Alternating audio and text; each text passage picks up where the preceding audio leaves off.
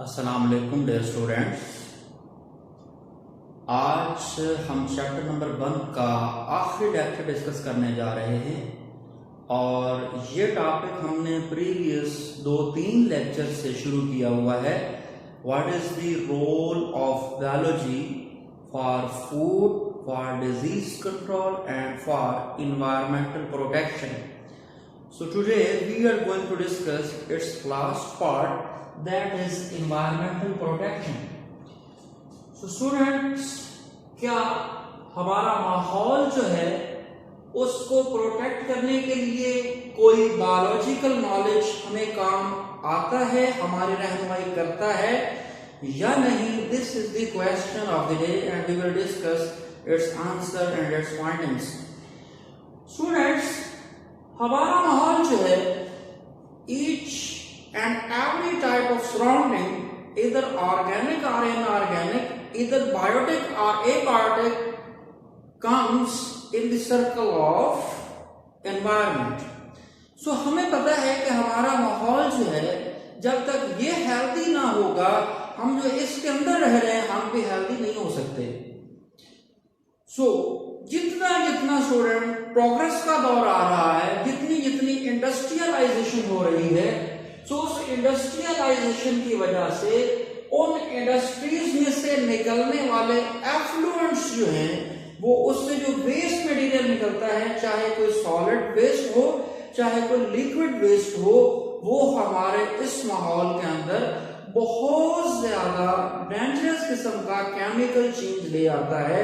Such undesirable change is called pollution.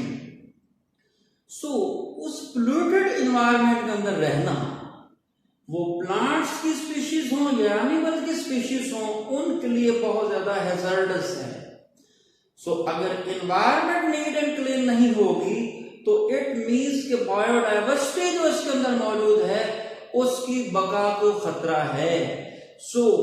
There is need to conserve this biodiversity while cleaning and protecting environment.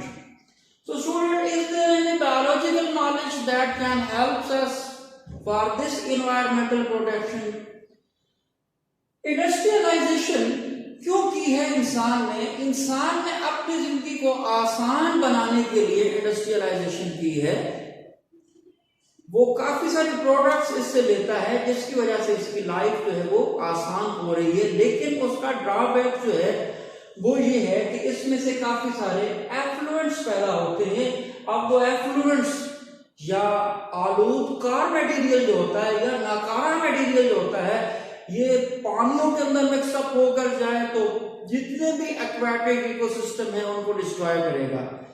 अगर वो पानी जो है वो क्रॉप्स को लगाया जाता है तो हमारे फूड आइटम्स के अंदर वो सारे के सारे पोल्यूटेंट्स आ जाते हैं। लिहाजा जिंदगी को खतरा है अगर एनवायरनमेंट में से ये पोल्यूटेंट्स रिमूव ना किए गए। कुछ एग्जांपल्स लेते हैं स्टूडेंट्स। ये जो हैवी मेटल्स कुछ होती हैं जो हमारी बॉडी के अंदर डिग्रेड नहीं होती, उनको हैवी मेटल्स कहते हैं। Those metals which are non-degradable under biological systems are called heavy metals, या केमिकली उसकी चूंकि डेंसिटी पानी की निस्बत बहुत ज्यादा होती है, कुछ के अकॉर्डिंग 10 टाइम्स ज्यादा होती है, इसलिए भी उनको हैवी मेटल्स कहते हैं। वो हैवी मेटल्स अब फूड के जरिए आए या इस एयर के जरिए हमारी बॉडी के अंदर इनहेल करके आ जाएं तो हमारी बॉडी के अंदर वो कार्सिनोजेनिक हो सकते हैं, टॉक्सिक हो सकते हैं, कई तरह के डिसऑर्डर्स लेकर आ सकते हैं। Survival of life with in polluted environment becomes very difficult. अब लाइफ को बचाना है, इट मींस बायोडाइवर्सिटी को बचाना है, तो उस एनवायरनमेंट की हमें प्रोटेक्शन करनी है। आया कि कोई ऐसा बायोलॉजिकल नॉलेज है या नहीं जो हमारी हेल्प करता है? Of course students, biological knowledge इस हवाले से भी हेल्प करता है। कुछ हैवी मेटल्स के एग्जांपल लेते हैं। ये जो ऑटोमोबाइल इंडस्ट्री है, ये जो कारें बसेस बनाने वाली इंडस्ट्रीज हैं, इनके अंदर जो ये यूज होता है बहुत ज्यादा लेड और टेनरीज जो है, ये चमड़ा रंगने के कारखाने हैं, इनके अंदर क्रोमियम यूज होता है।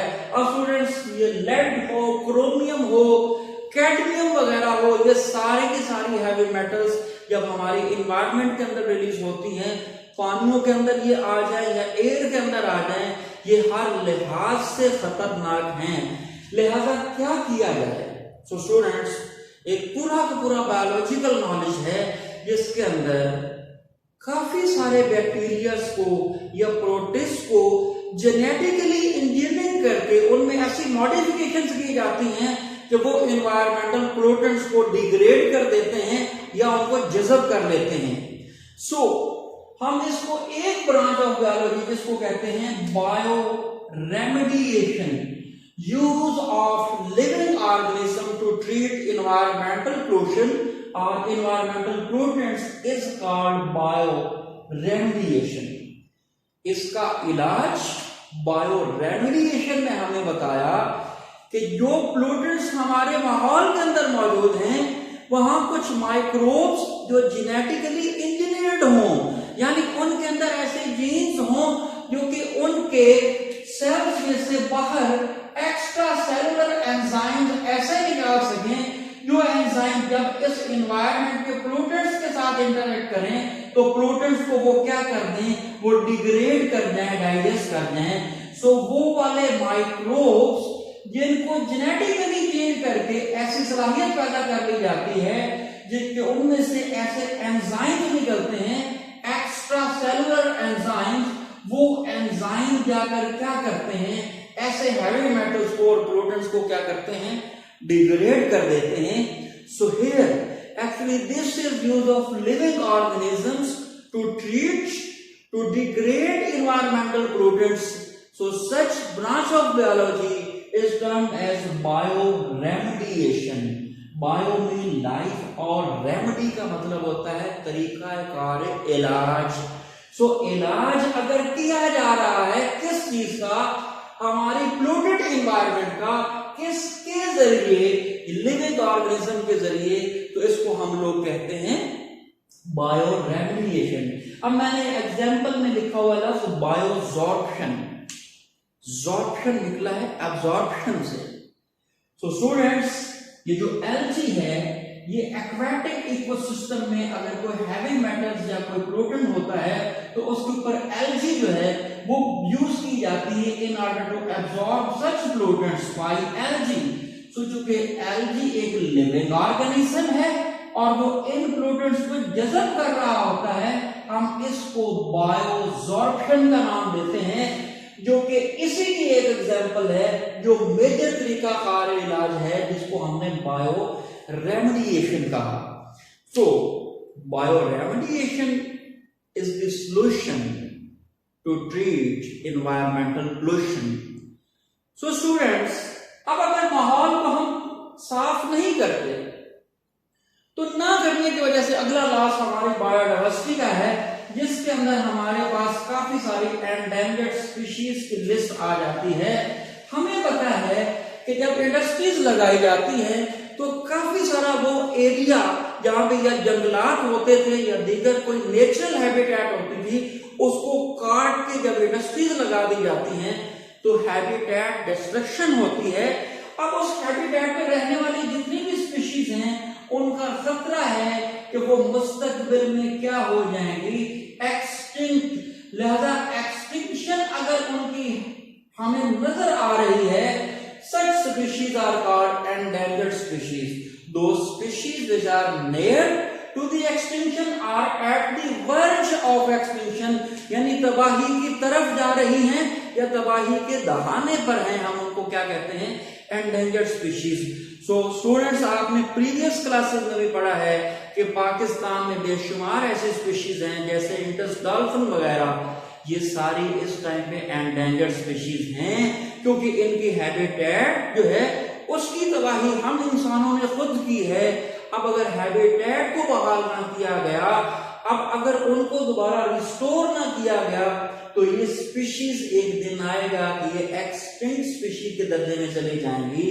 सो जो स्पीशीज इस लेवल पे पहुंची है, बायोलॉजिस्ट जो है वो इस चीज के बारे में फिक्रमंद है कि इनको कंजर्व किया जाए।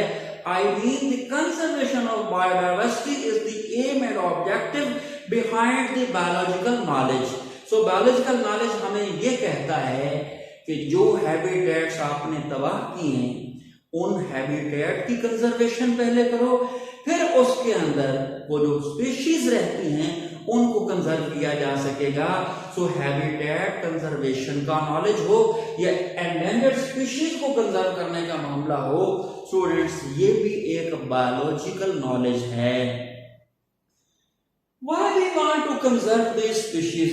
स्टूडेंट्स हमें ये पता है कि हम में से हर एक ऑर्गेनिज्म बेसिकली किस चीज का हिस्सा है, हम सारे ही एक जबरदस्त किस्म के इकोसिस्टम का हिस्सा है। तो स्टूडेंट इकोसिस्टम के अंदर हमें पता है बायोटिक और एबायोटिक फैक्टर का आपस में इंटरैक्शन है। बायोटिक आपस में भी इंटरैक्ट करते हैं और ये दोनों मिलके एबायोटिक से भी इंटरैक्ट करते हैं। सो इस तरह से कोई भी इकोसिस्टम स्टेबल कहलाता है। अब ये उस बात का जवाब है why we want to conserve species, plants की हो या एनिमल्स को क्यों कंजर्व करना चाहते हैं। The ecosystem is stable due to the conserved and a balance ratio of the species. So अगर हमने स्पीशीज को न कंजर्व किया, इकोसिस्टम की स्टेबिलिटी और सस्टेनेबिलिटी खतरे में है, और जब ये खतरे में होगी फूड चेन्स और फूड वेब्स जो हैं उनके ऊपर इफेक्ट पड़ेगा, और फूड चेन और फूड वेब्स के ऊपर इफेक्ट पड़ेगा तो काफी सारा लॉस होगा। कोई भी एक स्पीशी अगर चेन में से निकल जाए तो जो इसको खाने वाला है वो भी डिस्ट्रॉय हो जाएगा, और जिसको इस स्पीशी ने खाना था जो कि खुद एक्सटिंक्शन की तरफ जा रही है उसकी तादाद भी बढ़कर बाकी इकोसिस्टम को डिस्टर्ब करेगी। सो सस्टेनेबिलिटी और स्टेबिलिटी ऑफ इकोसिस्टम खतरे में है अगर हमने स्पीशीज को कंजर्व ना किया तो। सो बायोलॉजिकल नॉलेज हमें क्या बताता है कि हम कैसे कंजर्व कर सकते हैं। कंजर्वेशन के काफी सारे तरीकाकार हैं जो बायोडाइवर्सिटी के माहिरीन ने हमें इंट्रोड्यूस करवाए हैं, जैसा कि नेशनल पार्क्स का बना देना, यानी एक ऐसी हैबिटेट प्रोवाइड कर देना जहां पे ऑर्गेनिज्म अपनी नेचुरल हैबिटेट में रहते हैं और अपने रिप्रोडक्शन करते रहते हैं ताकि उनकी नस्लें पैदा हों। नेशनल पार्क्स के साथ सेंचुरीज का बना देना, गेम रिजर्व्स का बना देना, ये सारा कुछ किस जुमरे में होगा, हैबिटेट प्रोटेक्शन। हैबिटेट की प्रोटेक्शन और कंजर्वेशन कर ली तो ऑटोमेटिकली उसके अंदर रहने वाले स्पीशीज की कंजर्वेशन हो जाएगी। मजीद ब्रांचियल स्पीशीज की तादाद कम होती जा रही है, उसकी पकड़ दकड़ पे पाबंदी लगाई जाती है कि उनकी तादाद पहले ही बहुत ज्यादा रेयर अमाउंट के अंदर है। मजीद अगर उनका शिकार किया गया, उनकी हंटिंग की गई तो वो स्पीशीज जो हैं वो एक्सटिंक्ट हो जाएंगी।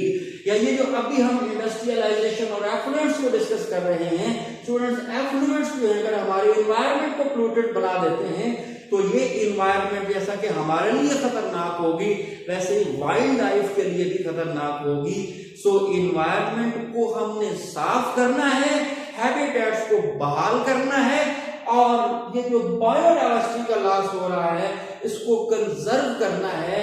This is the third and last scope of biology with in your course. So student ये था ओवरऑल फर्स्ट चैप्टर। इसके अंदर हमने ब्रांचेस को सीखा, उसके बाद हमने बायोलॉजिकल लेवल ऑफ ऑर्गेनाइजेशन सीखा, फिर उसके बाद हमने स्टूडेंट्स चलते चलते इसके अंदर बायोलॉजिकल मेथड को देखा। बायोलॉजिकल मेथड को देखने के बाद हमने role of biology for the conservation of environment for the mankind हमने देखा, और यकीनन ये पहला चैप्टर एक बहुत ज्यादा इंफॉर्मेटिव चैप्टर है। जो स्टूडेंट इसको अच्छी तरह से तैयार नहीं करता वो पूरी बायोलॉजी के नॉलेज को इन जनरल तैयार नहीं करेगा।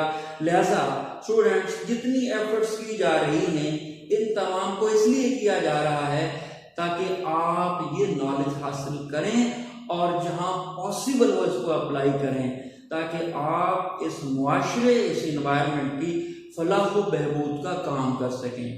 इंशाल्लाह नेक्स्ट टाइम हम अगला चैप्टर स्टार्ट करेंगे जिसमें हम बायोकेमिस्ट्री और दीगर बड़ी ही इंपॉर्टेंट डिस्कशंस करेंगे। सो तब तक के लिए मुझे इजाज़त दीजिए, दुआओं में याद रखिएगा। अल्लाह आपका हामी व नासिर हो। अल्लाह हाफिज।